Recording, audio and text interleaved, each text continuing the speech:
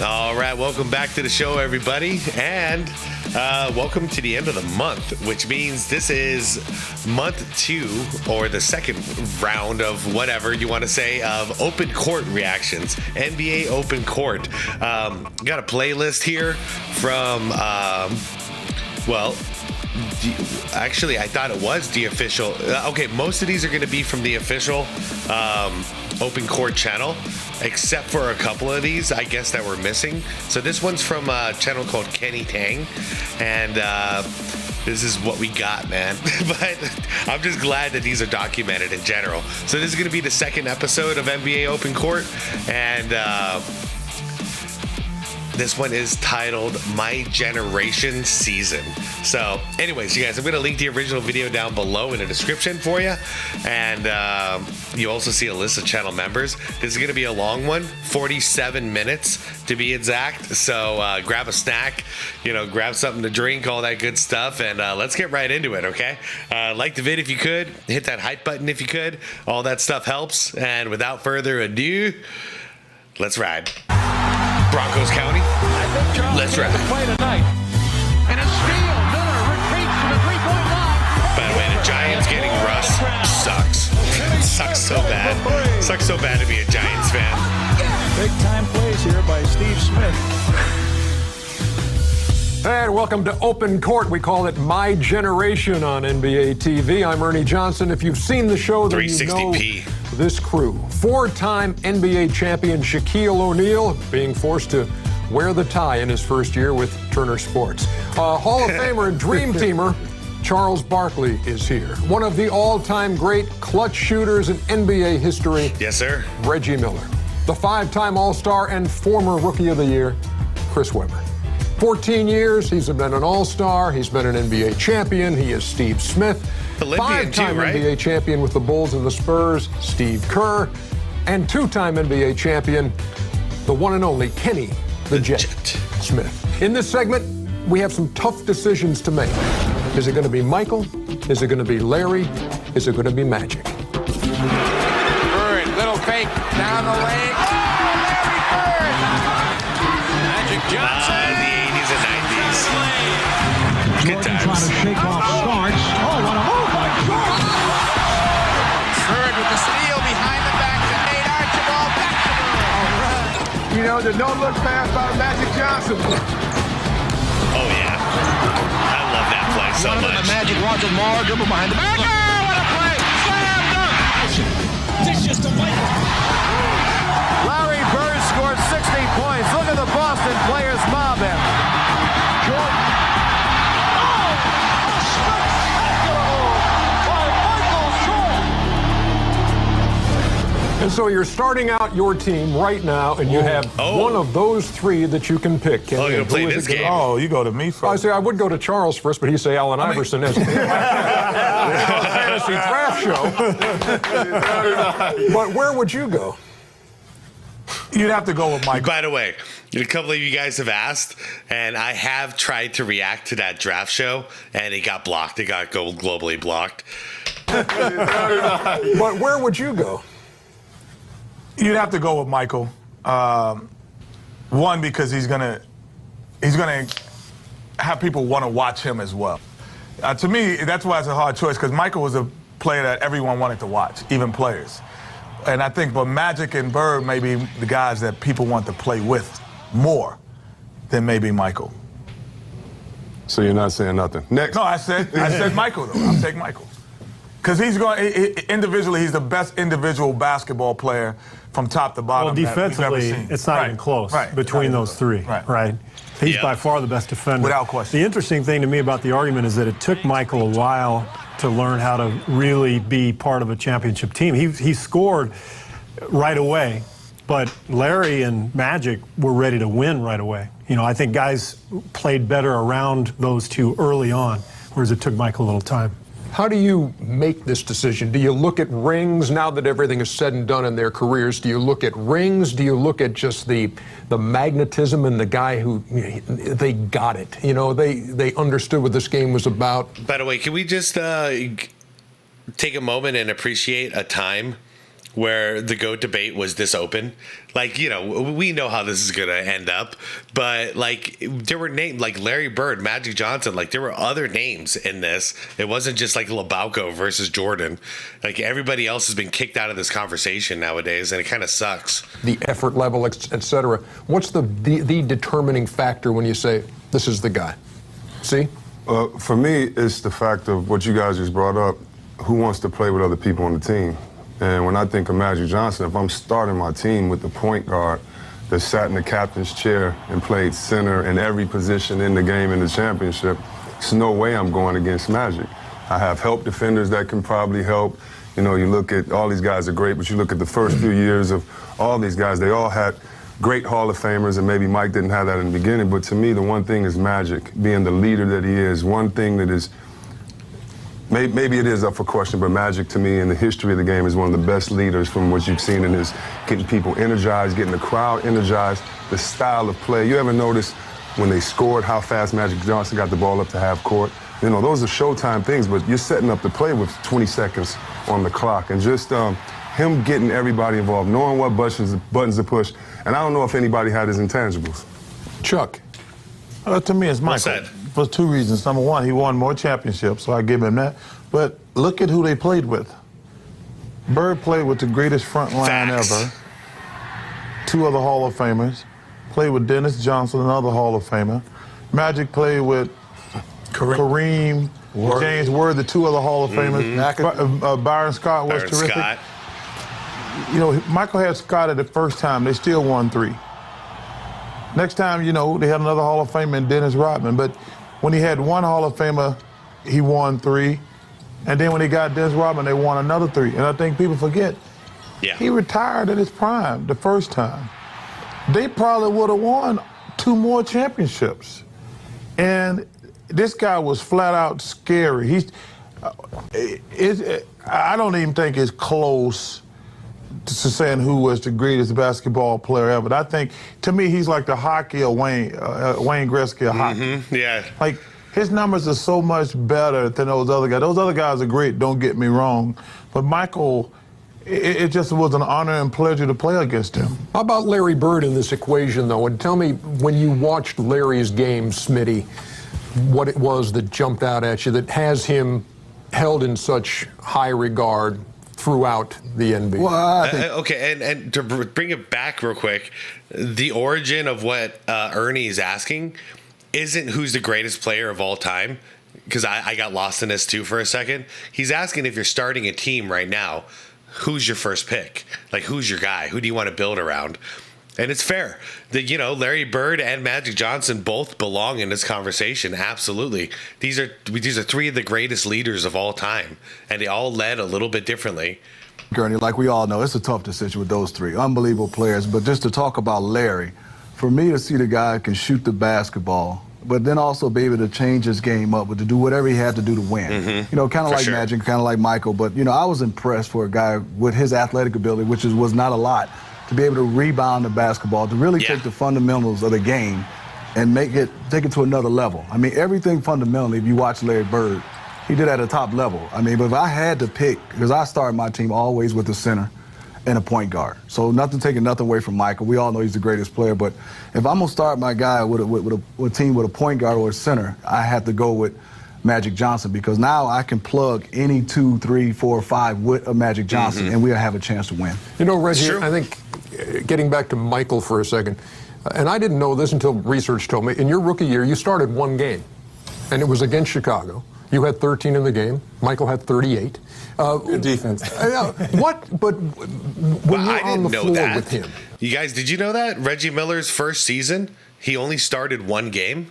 Because I want to get to Steve, too, on what it's like to be a teammate of him. But when you're on the floor against him, what was that all about? Well, look, grew up in the LA area, was raised and trained by Magic Johnson. I patterned my game after Larry Bird. But being in the Central Division and going against Steve and the Bulls, and I agree with Charles, no question, to me, if I'm starting a team, it's Michael Jordan. Just for the simple side, and Smitty can attest to this, we had to guard him, 35 to 40 minutes a game. Yeah. And he was the Shaq of shooting guards. because there's no way you were going to move him off the post. He was cat quick, and on top of that, he was going to embarrass you in front of your family and friends. So having said all that, if I'm starting a franchise, not only do I want to put people in the seats, because Michael will do that, but his skill level was so far ahead of everyone else, I'm going with MJ. What are the intangibles and the things that the average fan does not see? You know, you can go to a game and watch him play, but to be around him day in, day out, what made him different? I think just the will to win and the way that manifested itself in practice. I mean, every day was a battle. It really was. Whether it was a scrimmage, shooting drill, didn't matter. He wanted to win so badly, and that established the entire culture for the team. I mean, here's the greatest, most talented player on earth who's working harder than anybody. So if that doesn't kind of establish who you are, you know, as an identity, as a team, I don't know what does. Yeah, it's true. That's just the old school way of leadership. And I love that about Michael Jordan. Absolutely. Outwork everybody, even in practice, when you don't have to, because you're the greatest in the world. But you're still out there. You're just competitive to the core. Jump in here. For me, it would have to be Magic Johnson, because if you look at the traditional point guard, Shaq almost got to play with Magic. Been, not small, but smaller. You know, Magic was the first oversized guy that excelled at being a point guard. You know, he actually gave Chris and myself the confidence to be able to get the ball, take it off the glass, and go all the way. You know, Mike, best player on the planet, never really had a chance to play against Larry Bird, but I actually used to hate Larry Bird. I hated him. Because, well, why? I mean, because, well, not hate him. I was sort of like, you know, jealous of him because he was a regular guy that did everything. Yep. He shouted in your face. He had to fade away. One time, I was watching a game. They was playing somebody, and I was betting this guy, and he was falling out of bounds, and he shot that thing over the backboard and went. And I was like, you know, and you know, I thought most of what he did was luck. But as I, you know, got older and kept watching, I just knew that it was skill. And, you know, for him to even have his name mentioned in this category with Magic and Michael Jordan just shows how great of a player he was. Absolutely. Yeah, I think what Michael was... I think I've said it a couple of times at this point, but I'm pretty sure I can safely say Bird is my second favorite player of all time behind Michael Jordan. I'm not saying greatest. I mean, honestly, he's there at like 3, 4, 5, somewhere in there. But... favorite wise, yeah, man, this guy, Bird was just special. First great athlete that was the most fundamentally sound. Most great athletes, they don't try to be fundamentally sound, so they just jump over you, they run faster than you. But if you look at Michael, he'd have the correct hand in the passing lane. He'd have defensively, he's the only guy, he was Deion Sanders of basketball, well, where you wouldn't run a play on his side of the court because he was defensively could stop that side of the court. So, you know, I don't think there's ever been anyone like him. So it's a two-part question. Who's the best player ever, and maybe who you start your franchise with? Good food for thought, and it will continue with more of Good Open intro. Court, My Generation, here on NBA TV. When we played Utah. I mean, you guys, put your pick down below. If I'm building a team, man, I got to go with Jordan just because I can't not. I almost wish Jordan wasn't in this conversation, because then the pick between Larry Bird and Magic Johnson, that's one hell of a debate. Two of the greatest leaders of all time, two of the least selfish players of all time, and these dudes just knew how to win. 2 years in a row, 6 games, so 12 games against John Stockton. And I have the greatest respect for him. I see him away from the court, love him, great guy, but he was a dirty bastard. Oh, Stockton? Yeah, he was. There's so many stories about it. Tough as nails, too, man. Played through so many injuries nobody knew about. And this is where it started. There's the first punch, Charles. I mean, that is that. You too little, Chuck. You too little, Chuck. Right there. Who's that?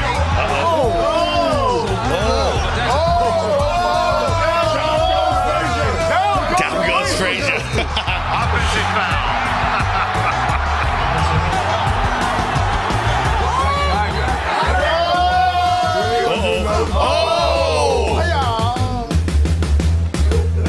What the? I wasn't expecting a jump kick. What the hell?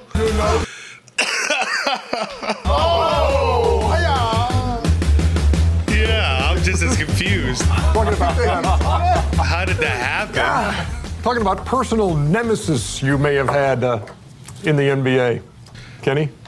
Or are you just too nice a guy? You got along with that? No, I think that my personal nemesis was actually in the NBA Finals. Derek Harper. Because Derek Harper that was the last year of hand checking. And so Derek Harper was one of those guys who could control you with his hand. But then when he got to the Knicks, when we played against Dallas, when he played with Dallas, you know, I don't think the stakes were as high at the time when I came into the league for him, because I didn't come into the league when they were going for championships. So his attitude was a little bit different. He was more of a nice guy.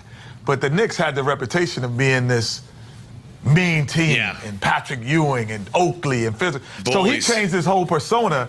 Even before the game, he wouldn't speak to you. Like before, hey, Kenny, what's up? Now it was like, yo, what's up? Yeah, you know, like, who are you right now? So from that, and then he was getting the best of me for 6 games in the NBA Finals. So I really was just sick at Derek Harper. Can you whittle down the list, Charles? I know we saw you hit Paul McKeskey with your wristband, and you know how much that hurts. Well, the McKeskey thing was one of those guys who's out there trying to get you to hit him. Which you did. Instigator. Good job. Kind of hit him. Some of these guys back in the day, like Greg Kite, McKeskey, they like try to beat you down the whole game, try to make you lose your temper. You lose your temper. Lambeer just tried to knock the hell out of you. My personal nemesis is Kevin McHale. Because he's the best player I ever played against. You could not stop him. I've always said that you could not stop that guy. And on the other end, I had to use every ounce of energy I did to score on him. Yeah. That guy, when I looked at, because we all look at the schedule, we're like, okay, I can have some fun that night.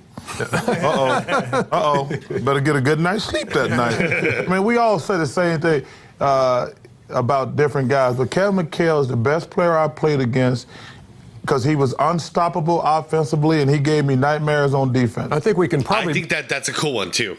Kevin McHale, seriously underrated power forward. Just seriously underrated player in general. Like, you never see him on lists, but the thing is, if you go back and watch some of those Celtics games, dude, so there were a lot of days where he's outperforming even Larry Bird, and that's not like a diss to Larry Bird. I'm just saying Kevin McHale was really that good. Differentiate, too, between guys who were your nemesis and maybe you respect their games, but they were really tough to play against, and then guys you just didn't care for. Shaq, you want to take a stab at... Shaq is going to say, what's that dude? The Big Country Reeves. I bet you he's going to say it. Guys you just didn't care for in the league? Well, I didn't care for a lot of guys, especially most of the guys on this panel. The guy I hated playing against the most was Rick Mahorn. Rick Mahorn. He had this move that was called pull the chair. See, as big guys, you know, they teach us to, you know, feel where the defender is. You can either go left, you can go right. But, you know, Rick Mahorn had a real big physical body. And, like, he had this move that he would lean on you. So as soon as you lean back, you wouldn't be there. Yeah. You fall. One game, I had him, and I already had in my mind, I'm going to spin baseline, give him the bow, hope they don't call a foul, and throw it down. But I leaned back so far he wasn't there, I damn near went to the third row. I don't know if it's still done these days, but we used to do that all the time when we were playing basketball. Same thing. If someone is posting up, you know, an offensive player is posting you up and banging back like so hard, all you got to do is just back up, you know, back up on one of those. He's gonna fall on his ass is what's gonna happen. I hated playing against Rick Mahorn. And sometimes, I mean, you may have an issue with guys. I remember earlier in your career, there was talk, you know, about David Robinson. You thought maybe David Robinson had big time at one point. Is that over and done with? Well, nowadays that I'm retired, but if we had a game, it wouldn't be over. It was, I had to find ways to motivate myself. So when I met Dave, he was nice, but he wasn't as nice as I wanted him to be. So it was like Dave signed his autograph, and he kind of, come here, big fella, and he just signed something. I couldn't even read it. I was like, okay. So if I ever see you, I'm going to get him. Oh, come on. His penmanship. That man made me cry in my little mom's Toyota. I was so mad. Man, so, okay, I've heard stories of people reject, like Kobe Bryant and Penny Hardaway. Kobe was pissed off at Penny because Penny wouldn't give him an autograph or give him the time of day. David Robinson actually did give Shaq an autograph, but it wasn't good enough for Shaq. It was not legible enough. That's so crazy. How about to see? Man, I know the West Coast, the whole conference one year was my nemesis. When I think of it, kind of on the respect side, you say, I remember that it was from Charles in his older years to having to check all these guys in one season. These two, Kevin, Garnett, Rasheed Wallace, Dirk Nowitzki, and I thought we had the best power forwards. And every night, you know, it was like, wow, you got to bring your A game and you got to figure it out. But older, Terry Cummings. Terry Cummings is the only man to punk me in my life in the air. Like, I came in the league a rookie, wanting to play, thinking I'm tough, and Ricky Pierce said, don't mess with Preacher Man. Like, Preacher Man? No, Preacher Man. And I give him a ball. He like, young fella, stop. And he touched me, and I'm like, okay, you got a nice, strong grip. I come back down, and somebody else fouled me, and he catch me with one hand out the air like your grandfather would, and just told you, say, listen, young boy, I'm telling you, don't throw no balls out here. Don't let Ricky pump you up to get in a fight. And that was the only time I was like, if I keep playing against him, he gonna be my nemesis. We didn't keep playing, but that's the one guy through the league I remember that he had that old man strength and put you in the vice grip. How about it, Wow. Look, mine's out of respect. I consider myself, you know, I'm being a little braggadocious here, but I consider myself the best shooter ever. But there's one guy that tops me. Penny? And he got underneath my skin. Oh, Drazen Petrovic. That's what I'm going with. And the reason why he got underneath my skin, because a lot of times I couldn't understand what he was saying. Ah, yeah, I think and I got it. Was the late, great Drazen Petrovic. Score one. Yeah. This I finally guy, got one. when he came off screens and he started to talk to you, you couldn't understand him. he smelled like he never took a shower. Maybe it was something complimentary. And he said something bad. No, he's talking shit. Talking about wanting to strangle someone. Yeah. Drazen Petrovic was my nemesis. I could not stand this guy, but to this day, I respect him because I think he is the best shooter I've ever seen in my life. Better than Ray Allen. The best shooter I've ever seen in my life. And you concur, Steve? You know, I'll go with Reggie. He got on your nerves because he talked, he pushed, and you couldn't understand him. He smelled, and he made you. He smelled. He smelled. I'm be honest, he smelled. He did. We had to guard him. He smelled. I'm gonna tell you my. Well, perhaps that was playing. Say that on No, it the was panel. player. No, so, yeah, old school methods, that would be a method. Don't shower. So, I mean, you don't want to guard a dude close who stinks. It's a crazy strategy. I can't say I ever employed it, but yeah. Like I'm playing Reggie Miller tonight. I'm not going to shower for 3 days. Mine was, you know, I'm a big Magic fan, going to Michigan State, so I'm gonna be a point guard in the NBA. Muggsy Bogues made me change my position. Oh. Picking me up 94 feet, Kenny. I mean, he turned me. He said, you're not going to play point guard for so long. And after about a year and a half, and Muggsy kept looking at me smiling every time we would play, he changed me from going from a point guard to a shooting guard. Next was Michael. And the reason why, I got to be honest, because, you know, you're trying to make an all-star game for me in the Eastern Conference. Oh, yeah. Michael Jordan was in already, no problem. So you only got one spot for the next two guards. So now I'm mad at Michael because if he went to the Western Conference, maybe I have a chance. But in the Eastern Conference, Michael winning championships, and you got me, Reggie, Joe, Penny, Allen Houston all fight for that one spot. So I'm a little mad at Michael for that. Maybe that's why MJ had to retire a couple of times, just to give other people opportunities to win championships and MVPs and all-star appearances and all this, scoring titles. Anybody really got under your skin? No question. Kenny touched on it earlier. You play a playoff series and you go against a guy over and over again. It's inevitable. And we played Utah 2 years in a row, 6 games, so 12 games against John Stockton. And I have the greatest respect for him. I see him away from the court, love him, great guy, but he was a dirty bastard. Yeah,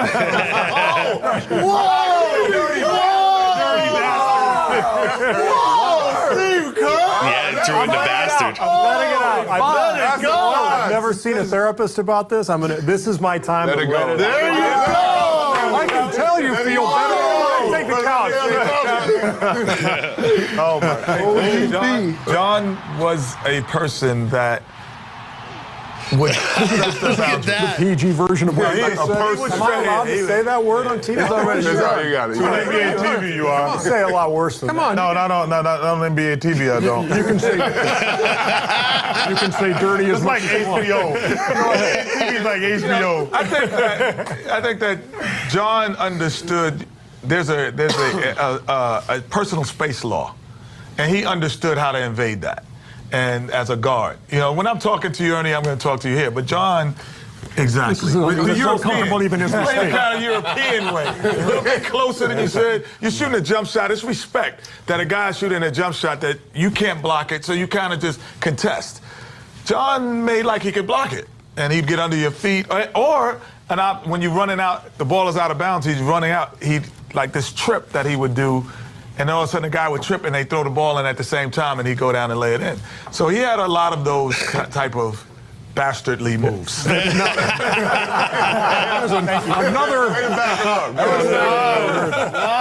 is great. Hey, last thing in this segment, Shaq. Everybody knows you and Kobe had something going on.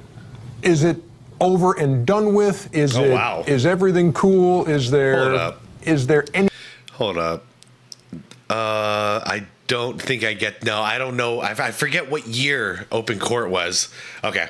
Anything's still there from the time. Is he still a bastard? No, listen. When I was in charge of that organization, I was the leader. You know, I was always in CEO mode.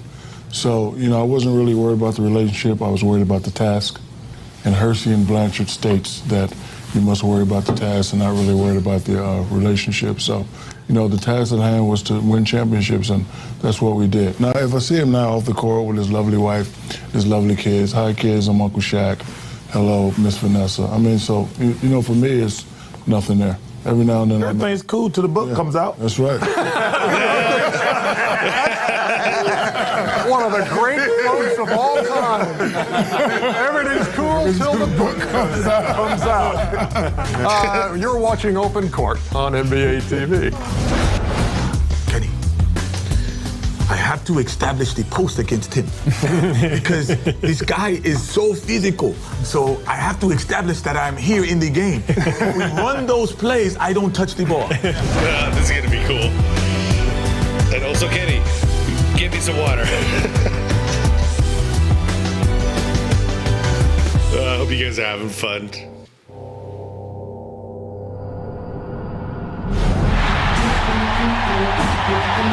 I got Hakeem on this one. No offense, Patrick Ewing. We're down to 5. Ewing for the win. But I gotta go Hakeem. Down low, Shaq already with a foul.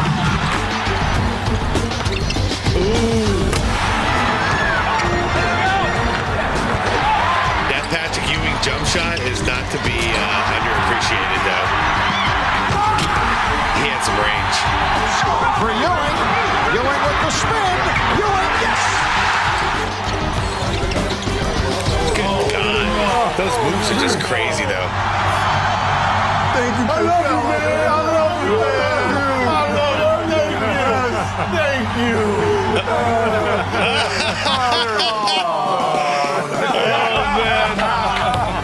I swear that there must be people who are working on this show that are part of the Inside the NBA crew. Man, we all need to help. Some things don't change. Good job, Adam Sandler. I ain't never do it. You ain't do it alone either. Hey. You ain't do it alone either. Hey, good job, Adam Sandler. Open Court continuing here with My Generation on NBA TV. So, tell me what it was like. You talk about in your generation, a couple of big men, Patrick Ewing and Hakeem Olajuwon.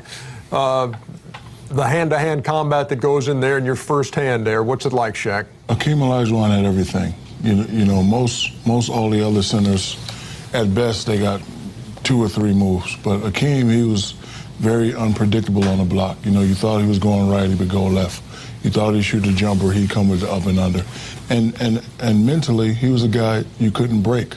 Like all the other guys I say something about in the paper, especially the Georgetown boys. You know, I say something about Alonzo, Dikembe, they get mad, you know how they play, but you know, you say something about Hakeem or you throw Hakeem a ball, he just look at you and go, nice move, big fella.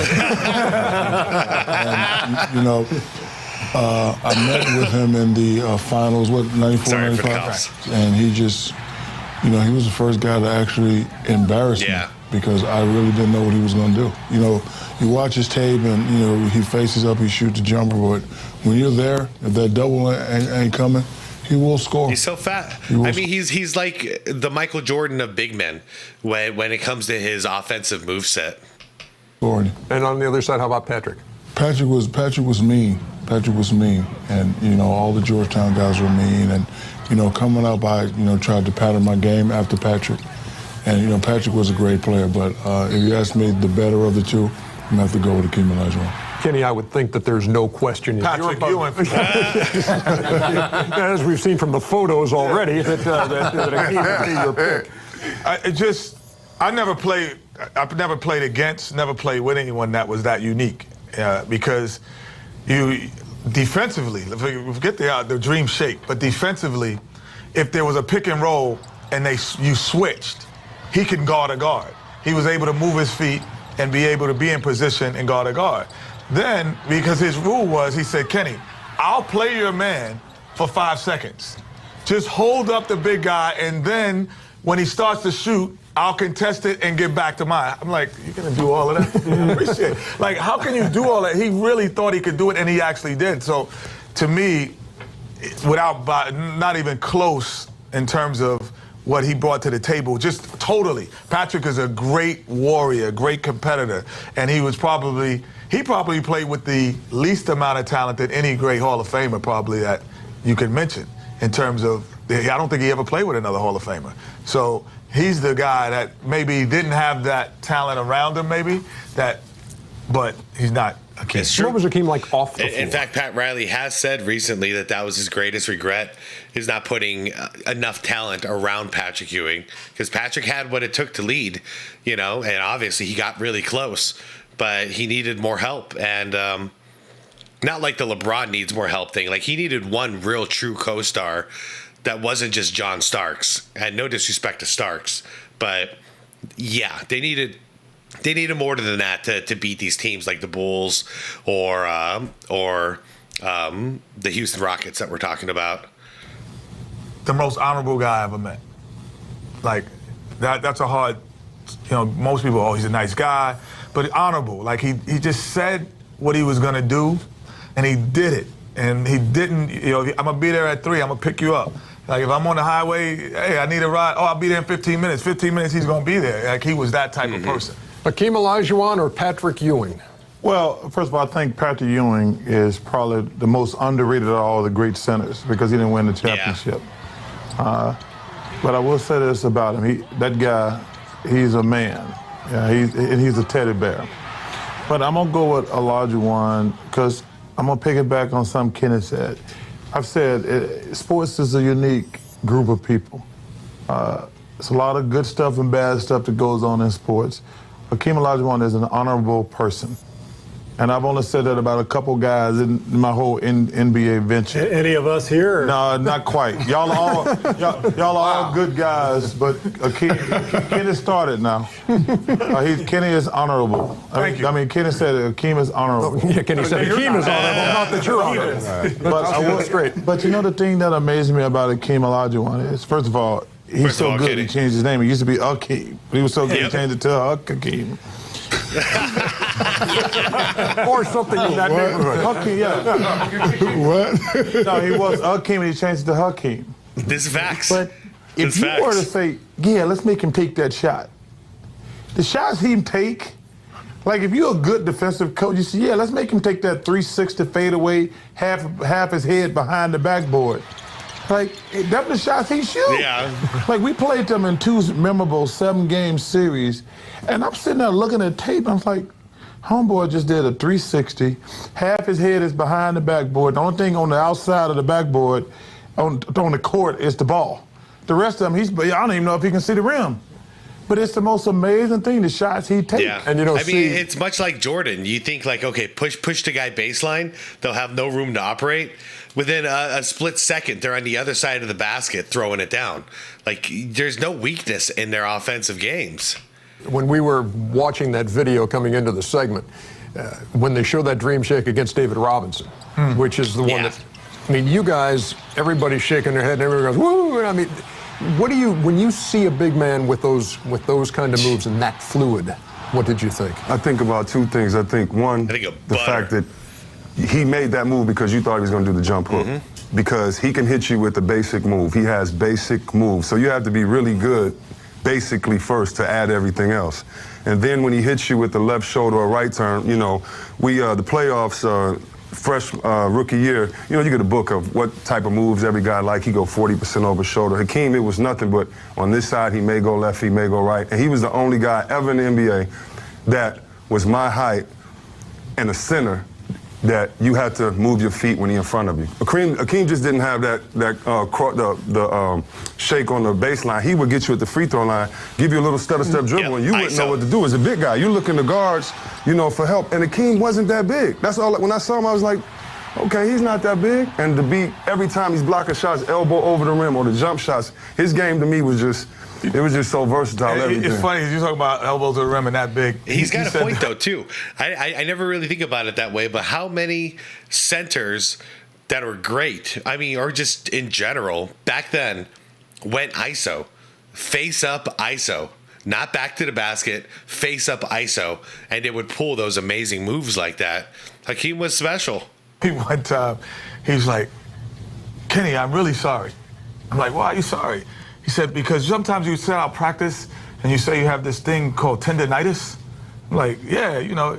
He said, I have it. It feels like a headache in your knee. This was 14 years. He had never had tendonitis. Right. He never knew what that was.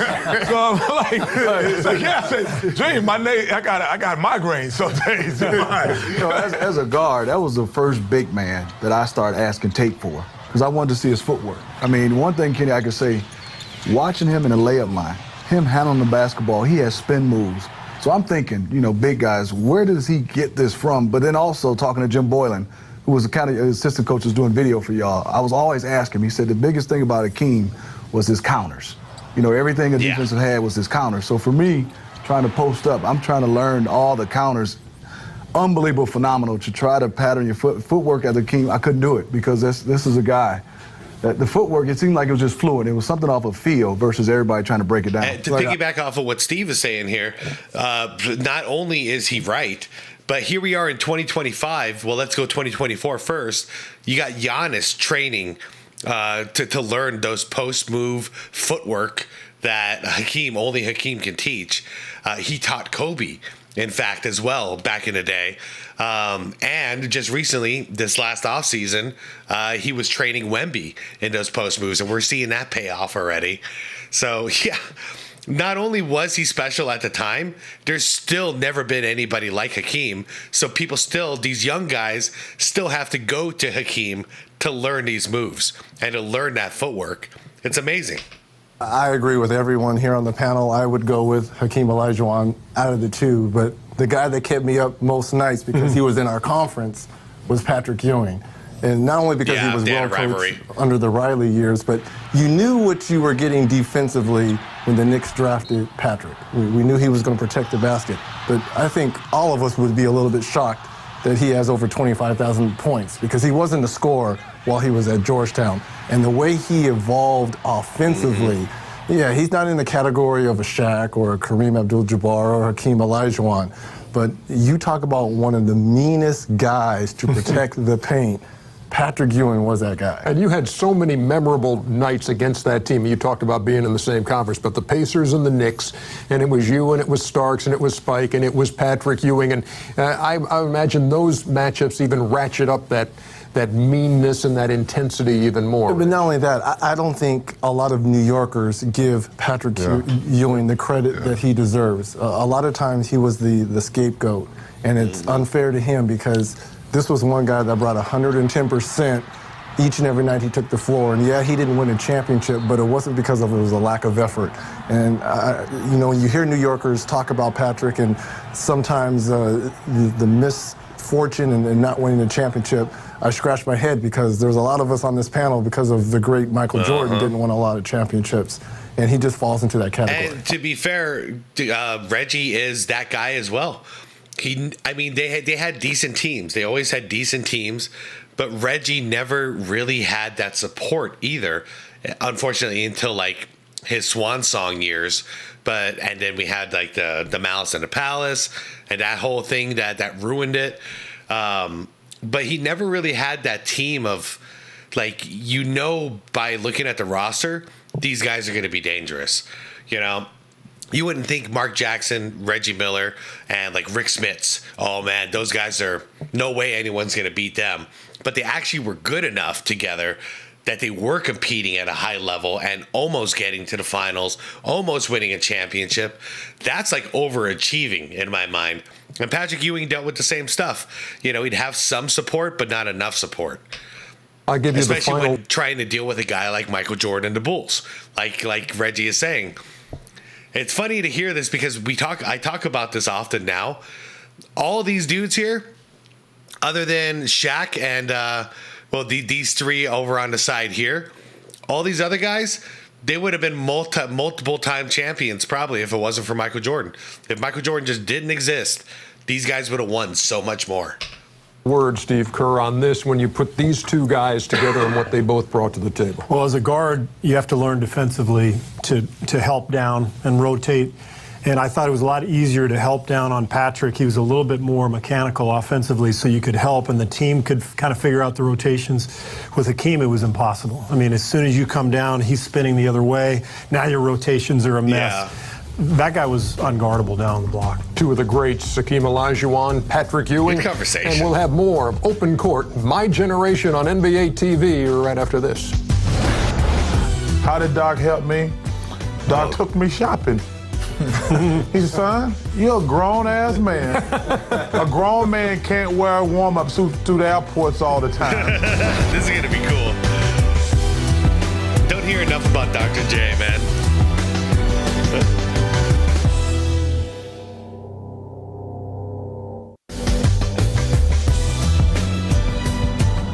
From the Philadelphia 76ers, number 6, Julius Erving, the doctor. Way back the baby to sleep and slam dunk. Jeez. Julius roaring to the basket, came up and walked space away. And now the doctor goes to work. And that sends everyone reeling. Unbelievable. Julius Erving put it hanging underneath. The one and only Dr. J, Julius Erving. When you come into the league, Doc's in your locker room. Did you approach him and say, hey, I'm Charles Barkley? Did he see you and say, welcome? How did that all work? I've told this story 100 times and I never get... I must not have been listening. I told the brothers. Just the brothers. Just the brothers. Ernie, the night before training camp, I was up all night. I was nervous because it was my first training camp, obviously. But the number one thing I thought about the whole night was, how am I going to approach Dr. J? Do I call him Dr. J, Julius, Mr. Erving? I had cold sweats thinking about that. And so I'm sitting in the locker room. Because first of all, not only that, Moses, Bobby Jones, Andrew Toney, Maurice Cheeks, like the Sixers, this was their heyday.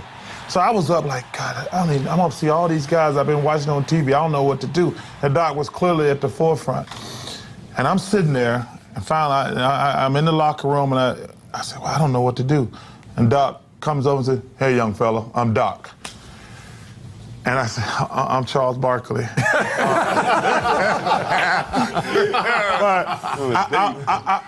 Ernie, I can't explain how nervous I was. Because, like I said, that's when the Sixers was in their heyday. And seeing Doc and Moses Maurice and Bobby and all those guys, but Doc was the guy. That's one thing I always, like, we'll all have this in common.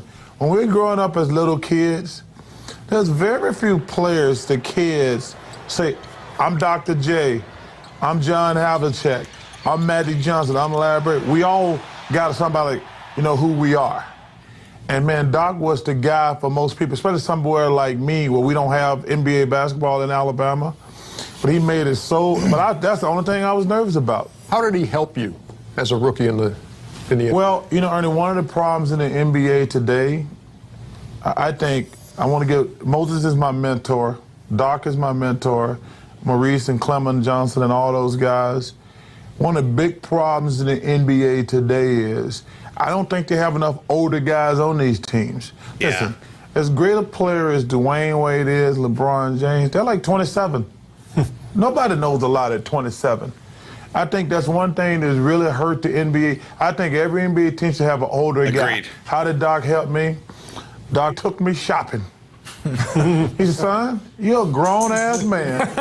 A grown man can't wear warm-up suits through the airports all the time. And I know that's like guys don't understand. Like, most guys when we come from college, we all got warm-up. We wear warm-ups everywhere. Like, dude, you're a professional now. He took me shopping. They bought me suits. You know, stuff like simple stuff like that. He said, you're a grown man now. You ain't in college. When you're in college, the whole team wear warm-ups. We can't have 9 guys wearing suits and then you and Leon Wood getting on here in the sweats. You know what, Ernie, you said okay, real quick interjection. I was watching this thing with Paul Pierce recently. A couple days ago, really, and he was saying the same thing because he was talking about when, early in his career, he went to that club and he got stabbed like 20-something times or something ridiculous. Like, can't believe he survived it. It's great that he did. But anyways, the purpose of him bringing it up, he was like, man, he was like, everyone needs to listen to the veterans because he wasn't. You know, he went there with people that were on his team. And then he just distanced himself from everybody, and he was all on his own. Next thing you know, there's multiple guys jumping him, and, what happened. But he was like, if I was just with my veterans, listening to them, riding with them, walking with them, this stuff would have never happened to me. So I think having a team veteran is incredibly important, also for finance. So, you need an old head to snap you into reality and be like, hey, young man, your career might only last 1 year. You know what I mean? So we need to invest this money. We need to do smart things with this money. You can't just go buy 20 cars for all your friends. And a lot of people fall into that trap, and I think it can help a lot for these young talents coming in. And it's something we don't see enough of nowadays, especially. So Chuck was worried about this in the 2000s. In the 2020s, it's all about the youngest talent, and those old veterans aren't really around. And I think it's important that they should be. Who would you start your franchise with? With Larry Bird, Magic, and Michael? Well, Dr. J is who you would start your league with. And he's the guy who could be an ambassador for the league, and he could be the spokesman, and his style of play was infectious. So he create all of those things that those three had. Dr. J was the first league ambassador. And in terms of being ABA to NBA. Yeah, and really being a pioneer in style of play and the whole, just call it swagger, call it style, call it flash, whatever. He had it. And the fro. And I think that, the fro really set him apart, especially in his ABA days, coming in, merging into the NBA. I always wanted an afro. Look, I grew up a Laker fan. And in '83, obviously, when Philly played the Lakers, how many of us here, seriously, after that move, when he went baselining, he held it, and how many of us went outside and tried to do that? We didn't have the big hands, but we all tried to be like Dr. J. We all tried to sail. We all tried to jump from the free throw line. I think he originally won the first slam dunk competition. Reggie, you mentioned the fro. How about the shoes? Yeah. Isn't he the first guy who had his own shoe? The Doc, remember the Converse Dr. J? Yeah. You're right, Steve. I don't think anybody else up Chuck to that Taylor. point had their own. Chuck Taylor. Right. Doc was the first brand. Yeah. I think when also to echo Charles, because Doc lives here in Atlanta and I'm still with him, being around him, you're still nervous around Doc. I still go up to him and I say, Doc, how you doing?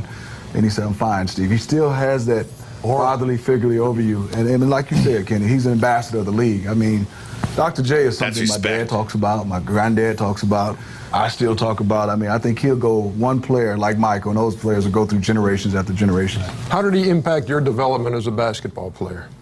Well, I think it was just what you said, his style. I think the individuality of him on his teams is what made him, because you always knew Dr. J played on great teams and everything, but I knew Dr. J, who he was, whether it was with the Pisces or the fish to say Pittsburgh. And he had the same, you know, afro on, or it was just, you know, he was always professional, it seemed like. It seemed like, you know, it was always his demeanor, but you knew that what he had inside of him, you wanted it, and maybe you had a little bit of your own in there, and if you ever got the chance to play, you were going to do your dunks your way, you were going to do your things your way. I mean, no one glided or even tried to have body movements like him, and so he taught me, you know, you can be your own individual.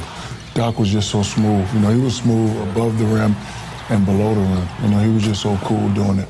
I can remember one time at LSU, I missed class, and he was down there doing something for Converse, and Coach Brown brought him over. And when I woke up, it was a hand on my chest, and I thought it was a guy that if you miss class, you got to run laps.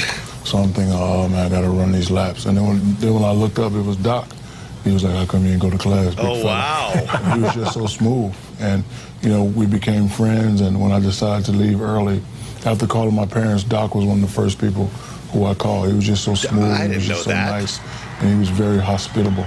That's a cool point, too, because I wonder, there are certain guys you'll never forget when you met Dr. J, right? Right. Correct? Yep. I'd love to meet I mean, the it's guy. just the presence. I mean, you just feel like he has the answer, whatever you want to ask. I mean, Dr. J, you know, we talk now, you know, what about our kids? And, you know, everything is, he takes a little pause, and whatever he says, I mean, I'm listening like I'm a little kid again. That's what Dr. What's that, Yoda, the person with the beard? Who's the person, not Yoda, but the person with the beard? And they come in and then you're going to see this great... You're going to see this great person to get all of the insight from. He's like that person in those from the Matrix. In those Oracle. He's the Oracle.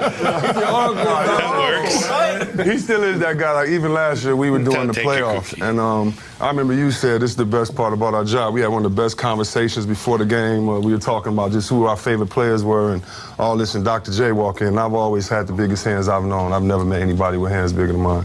And it was just an honor to go up to him and say, you know, let me see your hands. No. Give him the better story. I have an event All-Star Weekend. Oh, you going to tell him? Tell him. I'm a Dr. J fan. Go ahead. Dr. J is at the event, and Chris Webber's there. So all of a sudden, you know, the night is ending, and Chris is walking around with a cup. So I'm like, Chris, why are you taking the cup? This was Dr. J's cup. Oh. He stole the cup from the event and had him sign it. No way. And this is 2 years ago, so that's the impact. Still hasn't pointed out. I actually drink out of it. Just got his name on it. Hey, you know, That's Reggie awesome. says it's part of it was the fro, and your hairdo on that photo over there. Look, I it's tried gotten a little bit of I tried to attention do here. the Dr. J curl right there. I had a little curl. EST, It's a fellow. Wow. I tried to have the doctor. Whoa, look at That Kenny. was the best I could do. There's Kenny and the Czar. Yeah, look at the freaking SARS curve. I look like Robert Reed. Mr. Fratello. You're watching Open Court on NBA TV. More to come. No, it was a scene when they was getting ready to start making love on the floor. So the girlfriend pulls out some hot cheese and start melting on his chest, and he was going, What? and then cheese was burning his chest. What the hell are they about to get into with 4 minutes left? Did you say Rodman gave you your first job? That's a violation from Michigan. Exactly. Another one. That's a violation from Michigan. Another one. And you used to go work out with the Pistons? Violation from Michigan. Yeah. Dr. J was in your room? Okay. For more Open Court, check us out on NBA.com and NBA TV. This is one of those questions that everybody wants to go first because Go in alphabetical order. if you go last, Go in alphabetical if you go order. last, you say, "Oh, he took mine." So what is Let's go by fewest All-Star appearances. Okay, so what is the one movie, Steve Kerr, that if you're flipping around and you see this movie, you stop what you're doing and you watch it? Doesn't matter where it is in the movie. Shawshank Redemption. Oh, That's an easy one for me. Great movie. Great movie. What is it about Shawshank, Steve, that strikes a chord with you? Red and Andy, the friendship between those two guys, and then, you know, the scene at the end where they finally end up in Mexico. I didn't you haven't see seen it? Oh, my fault. Still gets me every time. Shaq. My favorite movie is Don't Be a Menace while drinking South Central juice. That's a throwback. That is a throwback. No, listen. Small world, dude. It was a scene when they was getting ready to start making love on the floor. So the girlfriend pulls out some hot cheese and started melting on his chest, and he was going, and that cheese is burning his chest. Dude, I have not seen that movie in ages. That was a lot making sense. Hey, that's your favorite movie, wasn't it? Black Mountain? Remember that, Chris? Was not Remember that, Chris, and that cheese? wasn't as good as the book. That's Kenny. exactly just okay. All right, man. Somewhere in the middle. I'll go in the middle. Give me something. I mean, you can't have more polar opposite answers as Steve Kerr and freaking Shax. It's two, actually. Do the Right Thing or Training Day. He said give him one. We said give him one. Give him one. Now you probably took someone's over here. Okay, I would go with Do the Right Thing. Do the right thing. Because it's based out of New York. New York. Really from New York. All right, the next question. All right, Hey, man. my name is not Kenny, it's Kenn NY.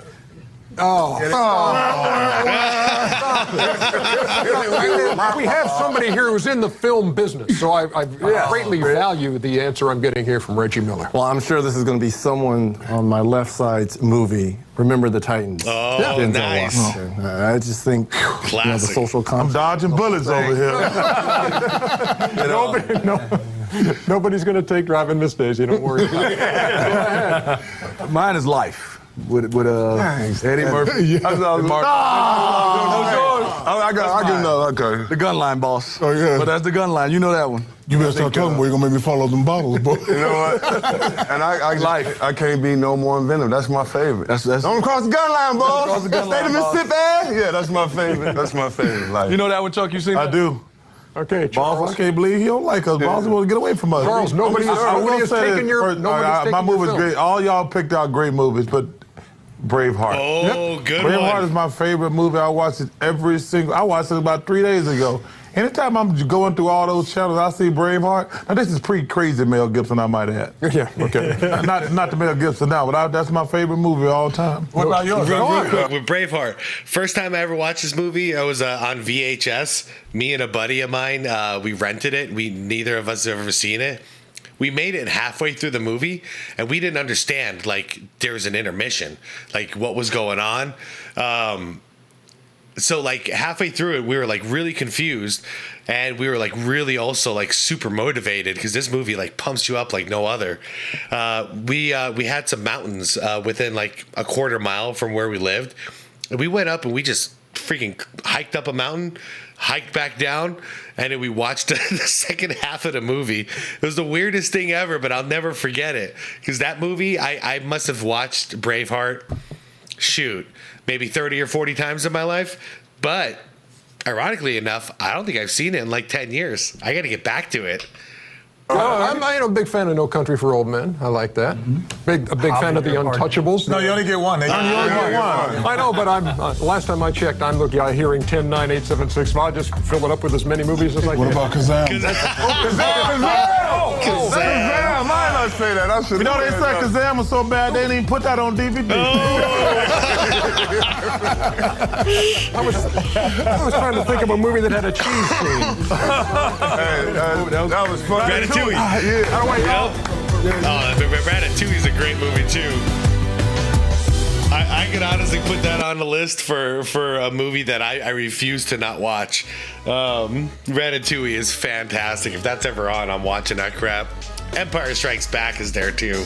Man.